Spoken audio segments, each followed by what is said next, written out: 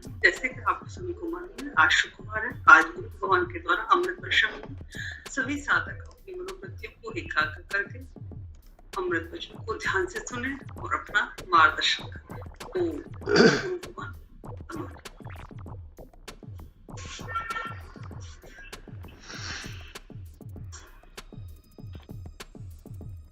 गुरुर्ब्रह्मा गुरुर्विष्णु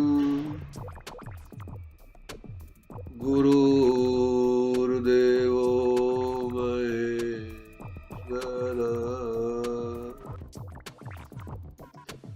गुरुर्साक्षात् परब्रह्म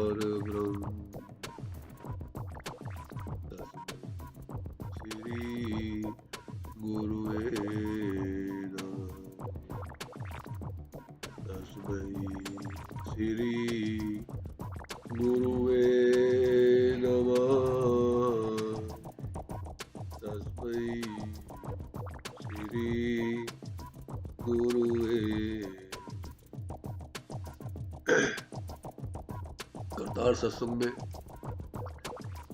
आप सभी का स्वागत है। संसार की, इस ब्रह्मांड की, इस प्रकृति की जो दूसरी वस्तुएं हैं वो हमसे अलग है। इसका हमें भली भांति ज्ञान है, बहुत अच्छा भान है, बहुत अच्छी जानकारी है। जैसे सूरज हमसे अलग है, चांद, तारे, आकाशगंगा, बादल, बिजली, पेड़ पौधे, पशु पक्षी, घर का सामान, हमारा मकान, ये सब हमसे अलग है। इसका हमें बहुत ही अच्छा ज्ञान है, और ना हो तो हमारे को समस्या भी होती। और ये चूंकि बड़ा आसान है, हमसे अलग है, तो दिखता है। और हमारा एक नेचर है प्राणी का कि वो आसान काम वो ज़्यादा करता है। हमें पता है ये मेरा भतीजा है, ये मेरा चाचा है, ये मेरी मामी है, ये मेरे ताऊ जी है, ये मोटरसाइकिल है, ये कार है, ये सड़क है, ये जहाज है। दिख रहा है ना, देख करके बोलने में क्या दिक्कत है। तो हमें इसका बहुत अच्छा ज्ञान है। ये हमसे अलग है, हमसे दूर है। ये हम अलग है और ये अलग है। लेकिन इसी कड़ी के अंदर एक चीज और है जो हमसे अलग है, पर इसका ज्ञान हर एक को नहीं होता, बहुत कम लोगों को होता है। और वो है हमारा शरीर। ये भी तो हमसे अलग है। 99% से भी ज्यादा लोगों को मालूम पड़ता है हमारा शरीर हमसे अलग नहीं है। जो हमारा शरीर है वो हम ही है। हमारा शरीर ही फुल और फाइनल है। ये आम आदमी की हालत है। आप सत्संग में आ गए हो तो आपको थोड़ा थोड़ा भान हो रहा होगा, लेकिन आम आदमी से पूछो भी तुम अलग हो, शरीर अलग है, वो कहेगा भाई आपका दिमाग काम नहीं कर रहा है। मैं अलग कैसे हो सकता हूँ, मेरा शरीर अलग कैसे हो सकता है। वो भिड़ जाएगा आपसे। तो जब सो जाते हैं तो हमें मालूम पड़ता है हम कहाँ हैं। जब मान लीजिए कोई एक्सीडेंट हो जाए या सर में चोट लग जाए, बेहोशी में हो जाए, तो हमें मालूम पड़ता है कि हम कहाँ हैं। तो बेहोशी में हम अलग होते हैं अपने आप से। जब सो जाते हैं तो अपने आप से हम अलग होते हैं। और हमारा शरीर हमारे साथ होता, हमसे अलग ना होता, तो हम बचपन में देखिए कितने सुंदर थे। 2 साल के थे, 3 साल के थे, गली मोहल्ले कोई बच्चा उठा लेता था, तो कितना प्यारा बच्चा है। अब देखो हम 60 साल के हो गए, 65 साल के हो गए, 70 साल के हो गए, 50 साल से ऊपर भी हो गए, या 40 से ऊपर हो गए। तो देखो शरीर में कैसे परिवर्तन आ रहा है। 60-70 साल में तो चेहरे में झुर्रियां आ जाती है, चश्मा चढ़ जाता है। तो अगर ये हमारा होता शरीर तो क्या इसमें बदलाव होता? कभी हम देवता बन जाते हैं, कभी हम राक्षस बन जाते हैं, कभी बड़ा गुस्सा आता है हम लोगों को, भिड़ जाते हैं एक दूसरे के साथ, कभी बड़े सज्जन बन जाते हैं, दानी बन जाते हैं, लोग कहते हैं इनके बराबर तो कोई अच्छा है ही नहीं। तो ये बदलाव क्यों होता है? क्योंकि ये हमारे कंट्रोल में नहीं है। हम छोटे से बड़े हो जाते हैं, ये हमारे कंट्रोल में है, और हमारे कंट्रोल में होता शरीर तो हमारा होता। हम जो छोटे थे 1-2 साल के तो 2-3 फुट के थे, फिर हम 4 फुट के, फिर 5 फुट के, 5.5 फुट के, 6 फुट के हुए। ये हमारे हाथ में है। ये अगर शरीर हमारा होता, हमारे कंट्रोल में होता, बाल सफेद हो गए काले से, ये हमारे कंट्रोल में, तो इसका मतलब हमसे अलग है ये चीज। दूसरे के मरने से मालूम पड़ता है ये शरीर हमारा नहीं है, ये शरीर इसका नहीं था।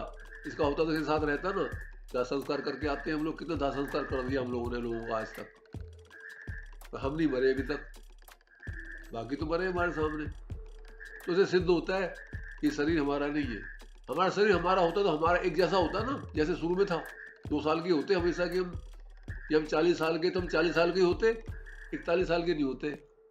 40 साल से 41 साल होने का मतलब है कि हम 40 साल के बाद 41 साल, 40 साल में कुछ और थे, 50 साल में कुछ और है, 60 साल में कुछ और है, तो ये हम नहीं है। तो ये तो ज्ञान हुआ हमें अलग होने का, कि क्या क्या चीज हमसे अलग है। संसार की सारी वस्तुएं हमसे अलग है, और हम भी अलग है। लेकिन अब थोड़ा इस पर चर्चा करते हैं कि जो चीज अलग नहीं है, अब उसके ज्ञान की बात कर लेते हैं कि हमसे अलग क्या नहीं है। और जो हमसे अलग नहीं है, जो हमारे पास है, इसका ज्ञान एक अच्छे साधक को होता है, एक आदर्श साधक को होता है, जो संत मत के अनुसार अभ्यास करता है। जो हमसे अलग नहीं है, हमें उसका ज्ञान नहीं है। और जो अलग है हमसे, ज्ञान है, बड़ा आसान काम है। ये अलग है, पेड़ अलग खड़ा है, पौधा अलग खड़ा है, नदी अलग है, समुद्र अलग है, पता है बड़ा आसानी से। क्योंकि जो हमारे साथ है, हमें उसका ज्ञान नहीं है। और जो हमारे साथ है, उसका ज्ञान ना होना ही सारा अभ्यास का खेल है, उसी का हमें अभ्यास करना है। तो क्या है, जो हर वक्त हमारे साथ है, वो हमारा जीव है, जिसे हम जीवात्मा भी कहते हैं। हमारा जीव, जिस जीव से ये आवाज निकल रही है,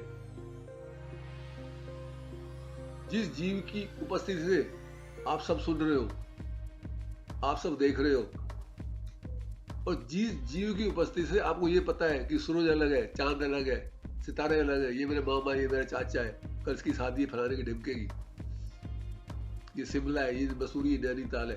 तो जीव जो हमारे भीतर बैठा हुआ है, वो सारे काम कर रहा है, उसी से आप सुन रहे हैं इस परमात्मा की चर्चा को। इसी आंखों से आप देख रहे हैं, इधर मैं आपको देख रहा हूं। तो जीव हमारे भीतर है, जो हमारे भीतर है, जो हमारे पास है, जो सदैव हमारे पास रहता है, इसका हमें ज्ञान नहीं है। उसका ज्ञान कैसे होगा? इसका ज्ञान हमें होगा जब हम अभ्यास करेंगे,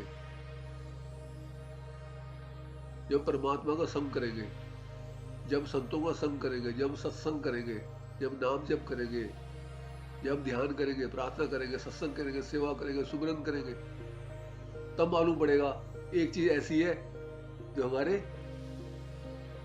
साथ हमेशा रहती है। अब बचपन में हमारा बालापन था, गोरी चमड़ी थी, अब 50 साल में काली हो गई।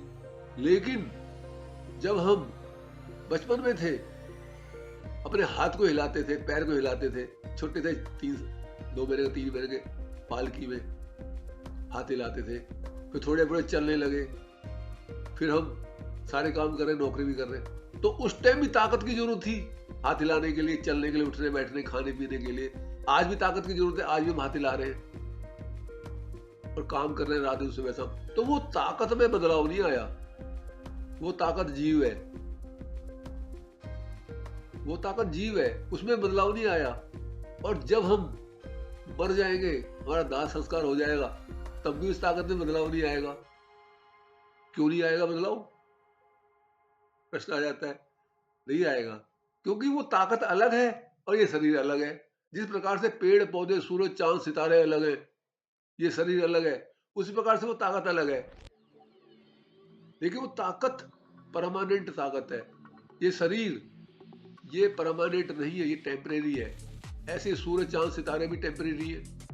कोई पेड़ भले 2,500 साल जी लेगा, बरगद का 6,000 साल का, जो अर्जुन को जो ज्ञान मिला था कुरुक्षेत्र में, आप जाके देखें वहां पे, वो पेड़ आज भी है। 5,000 साल हो गए, वो पेड़ हो गया कम, जितना बड़ा आपके मकान की चौड़ाई है ना 10-12 फुट की, उतने उस पेड़ के नीचे इसकी नीचे का तना है उसका। कभी जाकर देखना कुरुक्षेत्र में, उसकी जगह का नाम है ज्योति सर। आप में कुछ गया भी होगा, 3-4 तो गए हुए भी मालूम है। तो वो भी टेम्परेरी है। सूरज की उम्र 900 करोड़ साल है, 450 करोड़ साल हो गए हैं, 450 करोड़ होने बाकी है, लेकिन उसकी भी एक उम्र है। मर जाएगा, उसके बाद उसके अंदर ब्लास्ट होगा, एक बहुत बड़ा उसमें धमाका होगा सूरज में, और वो सुपरनोवा बन जाएगा, काला हो जाएगा, मतलब ब्लैक होल बन जाएगा। तो मेरा विषय अब ये नहीं है, मतलब मरता वो भी है सूरज भी। 50, 60, 70, 80, 100 साल के बाद, 150 साल के बाद इस दुनिया में कोई भी आदमी जीवित नहीं होगा जितने आज जीवित है। किसी की उम्र 150 साल आज की तारीख में नहीं होती, 120, 125 साल के बूढ़े होते हैं, तो सबसे ज्यादा जिनकी उम्र है। ज्यादा से ज्यादा कोई होगा गाँव में कहीं, पता नहीं होगा, तो 130 पे 135, 150 साल से ज्यादा उम्र किसी की नहीं होती है।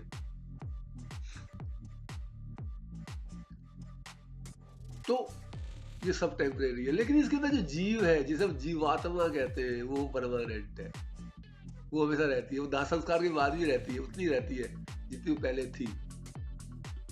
तो ये जीवात्मा का ज्ञान है, हमें होना चाहिए जीवात्मा ज्ञान, लेकिन वैसे नहीं होगा कोई किसी को बता दे तुम्हारे अंदर जीव है, काम कर रहा है, पता नहीं चलेगा। सिर्फ एक ही पता लगेगा, एक आम आदमी से पूछो तुम्हारे अंदर एक जीव रहता है, तो क्या बेकार की बात कर रहे हो, तो कभी उसने इस तरफ जाने की कोशिश ही नहीं करी है। लेकिन आप जानने की कोशिश कर रहे हो, आप जप कर रहे हो, आप ध्यान कर रहे हो, आप प्रार्थना कर रहे हो, आप सत्संग कर रहे हो, आप सेवा कर रहे हो, आप सुमिरन कर रहे हो, ये आप कर रहे हैं, तो आपको धीरे धीरे महसूस होगा। अगर नहीं महसूस होगा तो कोई बात नहीं है, हो जाएगा महसूस कि आप अलग है, या अंदर का जीव अलग है, पता चल जाएगा धीरे धीरे। परमात्मा की ये तो कृपा है।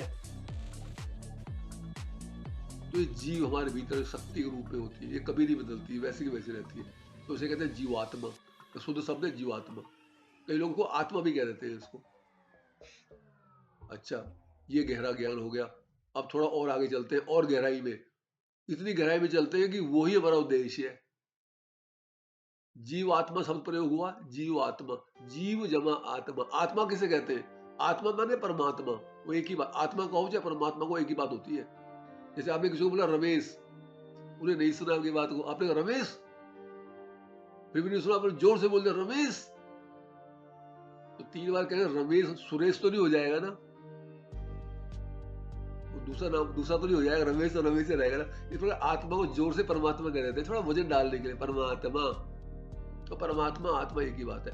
तो हमने बोला जीवात्मा, जीव हो गई हमारी ताकत हमारे भीतर में। अब वो जीव आत्मा, जीव जमा आत्मा, यानी वो जीव जुड़ा हुआ है आत्मा से। इसका ज्ञान किसको है? इसका ज्ञान फिर उसको होता है जिसको इस अभ्यास करते करते अनुभूति जिसको हो जाती है, उसे कहते हैं हम परमात्मा का ज्ञान। जीव जमा आत्मा, यानी जीव आत्मा से किस प्रकार से जुड़ा हुआ है, इसका ज्ञान हो जाता है। और इसका ज्ञान होना ही मनुष्य जीवन की परिपूर्णता है, मनुष्य के जीवन की सफलता है, मनुष्य के जन्म का पूर्णता है, पूर्णपन है। इसीलिए तो हम आए हैं, जब पता लगे कि हम ना तो पेड़ पौधे हैं, ना हम शरीर है, ना हम जीव है, हम तो आत्मा है, हम तो परमात्मा है, खुद अहम ब्रह्मास्मि। इसका भान हो, ये हमारी जिंदगी का उद्देश्य है, और कोई उद्देश्य नहीं है। या 15-20 मकान बना लिए, बहुत सारा धन इकट्ठा कर लिया, सॉरी, बहुत सारे बच्चे पैदा कर लिए, अच्छी नौकरी कर ली, बहुत बढ़िया, अब वाह वाह हो रही चारों तरफ। ये खेल कुछ लोगों का है, इस हाथ में कुछ नहीं जाने वाला होता। ये हम सब देख रहे हैं, हमारे सामने लोग मर जाते हैं, इतने लोग हमारे सामने मर गए, कईयों के सामने हम मरेंगे, पता है, सबको पता है। अब जानबूझ के अनजान बने रहे तो अलग बात है। हर मनुष्य का, चाहे वो भारत का है, चाहे पाकिस्तान का, चाहे अमेरिका का, चाहे इंग्लैंड का है, सबका एकमात्र उद्देश्य है परम पिता परमात्मा को प्राप्त करना। यानी जो जीवात्मा उस आत्मा से कैसे जुड़ी हुई है। मैं थोड़ा सा आपको एक एग्जांपल देता हूँ, जल्दी समझ में आ जाएगा। कई बार एग्जांपल दिए जाते हैं, दिए गए हैं, दिए जाते रहेंगे। आप सभी ने समुद्र देखा होगा, समुद्र नहीं देखा तो आपने नदी देखी है सबने, ज्यादातर समुद्र भी देखा होगा। समुद्र या नदी हो या तालाब हो, उसमें लहर होती है, लहर चलती है। चलो मैं समुद्र का उदाहरण दूंगा, उसमें कुछ बड़ी बातें आ जाती है। एक समुद्र है, समुद्र में बड़ी लहर होती है, समुद्र बड़ा होता है, आपको पता है। धरती में 3/4 समुद्र है, वो पता ही है। यानी एक रोटी में 3/4 चौथाई हिस्सा, 3/4 जो है वो पानी है, चौथा हिस्सा 25% धरती है जिसमें हम लोग रहते हैं सारे 800 करोड़ आदमी। तो उस पानी में बड़ी लहर होती है। वो लहर, कोई लहर 20 मीटर ऊंची होती है, कोई 10 मीटर ऊंची होती है, 1 मीटर ऊंची होती है, कोई धीरे धीरे चलती है। तो वो जो लहर होती है, उस लहर को आप मानो थोड़ी देर के लिए जीव, समझाने के लिए बता रहा हूँ मैं आपको। कई बार पहले ही बताया गया है, अब गहराई में उतरेगा तो फिर दोबारा समझाने की जरूरत नहीं पड़ेगी, बताना पड़ता है। कुछ साधक नए होते हैं, भूल जाते हैं। जो लहर है वो लहर है जीव, और जो पूरा समुद्र है वो है परमात्मा। अब जो लहर है, वो लहर के ऊपर कोई फूल बह रहा है, कोई टहनी टूटी हुई 5 फुट की मोटी टहनी बह के जा रही है। अब लहर को हो गया भ्रम, अरे इसको तो मैं बहा के लेके जा रही हूँ, इस 5 फुट लंबे पेड़ टूट के कहीं से आया है जो, इसको मैं बहा के लेके जा रही हूँ। और इस पेड़ के ऊपर बैठ गया एक कौवा, या कोई बैठ गया कोई खरगोश। तो देखो देखो देखो, मैं, वो पानी कह रहा है देखो इस लहर को, मैं इस पेड़ को मैं लेके जा रही हूँ, ऊपर से कौवा भी बैठ गया, खरगोश भी बैठ गया ऊपर से। और जब उसके भान होता है उसको, क्योंकि हर लहर में विवेक, जैसे हमारा दिमाग काम करता है ना कि मैंने ये कर दिया, मैंने ये कर दिया, मैं ये कर दूंगा, ऐसी लहर में पूरा ज्ञान होता है। लहर अपने आप में, पानी की लहर में भी। इस पे फिर कभी बात करेंगे, अभी तो मैं आपको जीवात्मा के बारे में बताना चाहता हूँ। तो उस लहर को ज्ञान होता है, अरे हाय ये तो मेरी वजह से ये पेड़ बह रहा, नहीं तो पड़ा ही पड़ा रहता है। तो जीव जब ये भान रखता है तब वो जीव कहलाता है, तब वो संकट में रहता है। फिर अब वो मान लो वो पेड़ वहां से लंबा चौड़ा तो समुद्र है, 3 दिन हो गए, 4 दिन हो गए, फिर यार मेरे सर के ऊपर सारा पेड़ हट ही नहीं रहा है यहाँ से। अब वो समस्या में आ जाता है, क्योंकि उसको तो पता है इसको मैं लेके बह रहा हूँ। 3 दिन बाद, 4 दिन बाद उसके कमर में दर्द, उसके सर में दर्द, उसको टेंशन हो जाएगी, जा नहीं रहा है, तो ना नष्ट हो रहा है, ना दाएं बाएं जा रहा है, तो मेरे साथ ही बहता जा रहा है, मेरे साथ ही बहता जा रहा है। तो प्रॉब्लम में आ जाता है वो जीव। लेकिन जब वो जीव ये, अच्छा अभी तो यहाँ जीव की बात खत्म हुई, अब आगे बढ़ो। जब वो जीव ये भान रखता है, यार मैं तो समुद्र हूं, मैं कोई जीव थोड़ी हूं, क्योंकि पानी की लहर तो पानी का हिस्सा है ना। अब पानी में जो लहर बनी है, क्यों बन गई? एक हवा की विकृति की वजह से।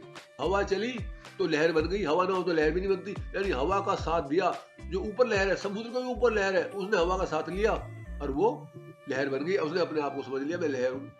लेकिन जो शांत लहर होती है, जिसमें लहरपन नहीं होता, ऐसा शांत रहता है जो समुद्र,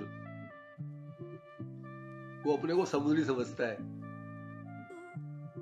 और उसके ऊपर से चाहे हवाई जहाज निकल जाए, भारी भरकम पनडुब्बी चली जाए, ऊपर से चली जाए, नीचे से चली जाए, उसे कोई प्रॉब्लम नहीं होती, क्योंकि उसे पता है मैं तो समुद्र का हिस्सा हूँ। तो समुद्र को कोई फर्क नहीं पड़ता, टाइटैनिक डूब जाए चाहे उसके ऊपर 50 जहाज डूब जाए, क्योंकि वो बहुत भारी भरकम है। समुद्र अपने आप में परिपूर्ण है, कंप्लीट है। जब कोई लहर, कोई पानी की बूंद समझती मैं अलग हूँ, तब संकट में आती है।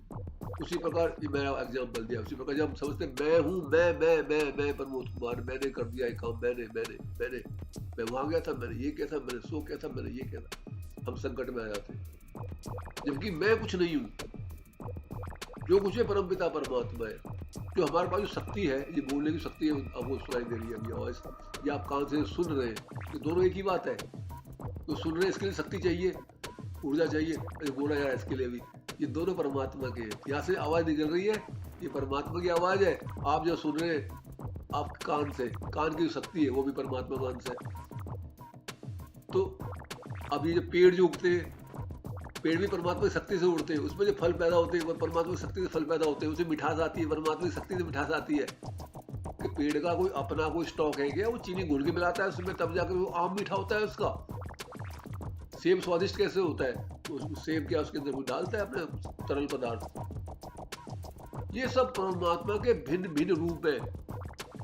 ये परमात्मा भिन्न भिन्न रूप से वहां पर उनको प्रकट करता है। हालांकि वो सेब परमात्मा नहीं है, वो आम परमात्मा नहीं है, वो पेड़ पौधा परमात्मा नहीं है, ये समुद्र परमात्मा नहीं है, लेकिन परमात्मा के द्वारा सृजित है, परमात्मा के द्वारा निर्मित है। परमात्मा बिना उसका एग्जिस्टेंस नहीं है, उसकी मौजूदगी नहीं है, उसका कोई अस्तित्व नहीं है, ना हो सकता है। जब तक परमात्मा चाहेगा वो पेड़ रहेगा, जब तक परमात्मा चाहेगा वो सूरज रहेगा, चांद रहेगा, सितारा रहेगा, जब तक परमात्मा चाहेगा हम रहेंगे। इसको समझना होता है, और यही समझना कि हम परमात्मा ही है, सही मायने में हम परमात्मा ही है। अहम ब्रह्मस्मि तभी कहा जाता है जब पूरा ज्ञान हो जाता है मैं यस ना तो शरीर हूँ ना कुछ ब्रह्मांड है, मैं कुछ हूँ तो परमात्मा ही हूँ मैं तो। लेकिन ऐसे नहीं कह सकते, यदि मैं कहूँ, यदि कोई आम आदमी कहे मैं अहम ब्रह्मस्मि में परमात्मा हूँ, तो वो फिर वो घमंड है, वो जानकारी है, वो ज्ञान नहीं है। और जिन संतों को अभ्यास के द्वारा, संत मत के द्वारा ही संतों को अभ्यास मिलता है, ये संत मत है जो हमारे वेद पुराणों में लिखा है, वो संतों के द्वारा लिखा गया है, वो परमात्मा की वाणी है, वो संतों द्वारा लिखी गई है वो। तो उसके अनुसार चलने से जो बातें यहाँ हुई है, जो परमात्मा ने भी यहाँ करवाई है, इसकी सच्चाई मालूम पड़ती है। वरना यदि आप नाम जप नहीं करेंगे, ध्यान नहीं करेंगे, प्रार्थना नहीं करेंगे, सत्संग नहीं करेंगे, सुमरन नहीं करेंगे, सेवा नहीं करेंगे, तो ये बात हवाई हो जाएगी, ये फिर नेतागिरी हो जाएगी, ये सच्चाई नहीं होगी।